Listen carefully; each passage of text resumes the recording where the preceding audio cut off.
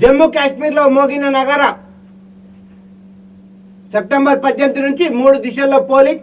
దశాబ్దం తర్వాత జరుగుతున్న ఎన్నికలు. అక్టోబర్ 1న హర్యానా అసెంబ్లీకి, అదే నెల 4న ఫలితాలు వెల్లడి. షెడ్యూల్ను ప్రకటించిన కేంద్ర ఎన్నికల సంఘం. దీపావళి తర్వాత మహారాష్ట్రలో కూడా. సో ఇప్పుడు ఏదైతే జరగాల్సిన 3 రాష్ట్రాలకు సంబంధించిన ఎలక్షన్స్ ఏవైతున్నాయో దానికి నిన్న ఎన్నికల కమిషన్ కూడా నగారా మోగించింది. సో జమ్మూ కాశ్మీర్, హర్యానా, త్వరలో మహారాష్ట్ర కూడా జరగబోతుంది అన్నట్టు కూడా చెప్పడం జరిగింది. సో సెప్టెంబర్ 18న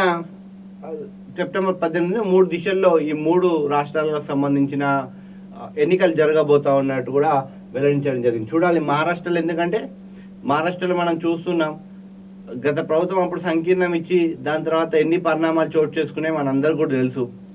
సో ఎటువంటి పరిస్థితులు ఉంటాయి, మళ్ళీ బీజేపీకి పట్టం కడతారా లేకపోతే మరొకరికి ఛాన్స్ ఇస్తారా, అటు శివసేన పరిస్థితి ఏంది అన్నది కూడా చూడాల్సిన అంశం ఎంతైనా ఉంది.